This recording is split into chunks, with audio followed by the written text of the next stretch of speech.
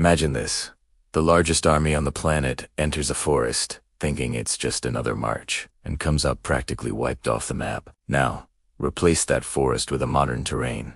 A city, a community, cameras in every pocket, the press, the right to protest, local tensions. Now I ask you, is it possible to lose a war without it actually being a war?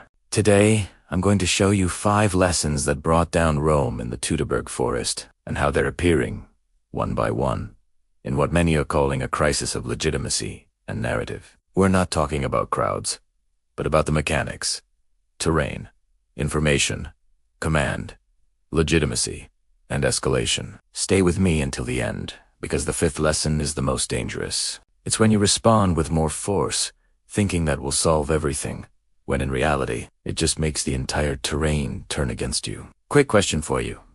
In your opinion, Rome lost because it was weak, because it was stupid, or because it entered the wrong place, in the wrong way? Comment A, B, or C below, and hold that thought. Let's get into it. Year 09 AD, 3 Roman legions marched through Germania. Rome was the gold standard of discipline, engineering, brute force. But the enemy had a weapon that Rome underestimated: the terrain, and someone who knew Rome inside out. The result, a disaster so great that it became a symbol. When the context is hostile, superiority does not guarantee victory. Now, hold on. In 2026, the terrain doesn't need to have trees. The terrain can be social and political.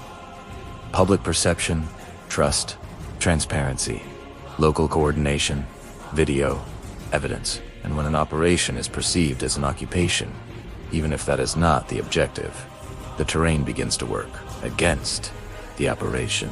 History doesn't repeat itself, but it often rhymes. From the disciplined legions of ancient Rome, carving an empire through calculated campaigns, to the streets of modern Minneapolis, a flashpoint of contemporary social movements. What could possibly connect these two vastly different worlds, separated by millennia? It's the underlying patterns of power, control, and public response. We'll explore how the strategies used to manage conquered territories in the Roman era echo in the methods of crowd control and political maneuvering we see today. Is it a coincidence, or a timeless lesson in human dynamics? By examining the tactics of the past, we can gain a surprising new perspective on the events shaping our world right now. Join us as we bridge the gap between antiquity and the present day. Don't forget to subscribe for more deep dives into history. Rome marched with too much confidence and wrong premises, and here comes the modern part.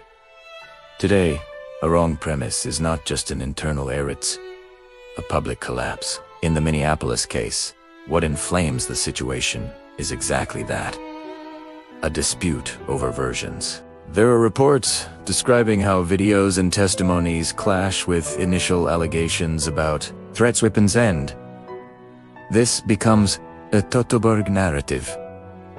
If the official version doesn't hold up, credibility falls, and social resistance grows. In the video age, information control without basis becomes vulnerability. A note: when the public perceives inconsistency, it doesn't just discuss the event, it discusses the system. And then, any operation becomes more expensive, slower, and riskier. In Teutoburg, the Roman column was long, vulnerable, dispersed, and the plan wasn't simple enough to survive the chaos. In Minneapolis, news reports describe changes in command strategy and a leadership shift in the operation, with reports of Commander Gregory Bovino leaving the theater of operations and a change in federal posture. And why does this matter? Because in a politically sensitive environment, you need simple objectives, crystal clear rules of engagement, real coordination with local authorities. Otherwise, any incident becomes a domino effect. Rome didn't just lose soldiers, it lost the capacity to sustain a presence in that region. In Minneapolis, after deaths and actions encounters involving federal agents, the pressure for a transparent investigation grew, and the public discussion began to revolve around training, de-escalation, and accountability. When legitimacy falls, the operational and political cost explodes, and then retreat, restructuring, a change of command becomes the rational path. Ever been in a heated argument and just wanted to shout louder to win? Or maybe in a tense negotiation, your first instinct was to double down on your demands. It's a classic trap we all fall into, responding to pressure with more force, not with a smarter strategy. Think about it. When someone pushes, our gut reaction is to push back harder. But what if that's the worst thing you could do? It's like adding fuel to a fire. The situation just gets hotter and more out of control. The real power move isn't to be the strongest person in the room, but the smartest. Instead of escalating, take a step back. Breathe. Ask yourself, what's a better way to handle this? A clever question, a moment of silence, or a simple change of subject can completely diffuse a tense situation. Next time you feel the pressure building, remember, don't meet force with more force. Meet it with strategy. Thanks for watching, and subscribe for more tips like this. White out. Bias. Bias. The practical path that reduces the modern Teutoburg effect is almost always the same. First, independent and transparent investigation. Because today the central dispute is about versions. And when there is video, testimony, reports, chain of custody, transparency is not moral. It is a stability strategy. Second, the escalation rules, clear identification, and accountability. If the community doesn't know who is responsible for what, the void turns into distrust, and distrust turns into resistance, and resistance turns into more incidents. Third, formal coordination with local authorities and measurable objectives. Improvisation in a sensitive environment is an invitation to the labyrinth.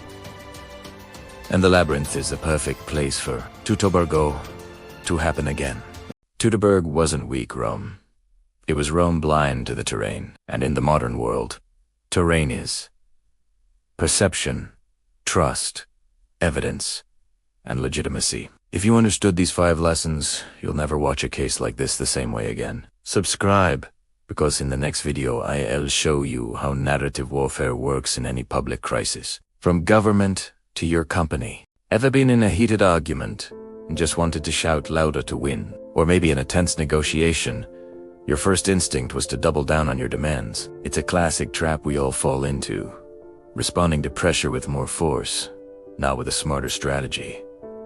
Think about it. When someone pushes, our gut reaction is to push back harder. But what if that's the worst thing you could do? It's like adding fuel to a fire. The situation just gets hotter and more out of control. The real power move isn't to be the strongest person in the room, but the smartest. Instead of escalating, take a step back.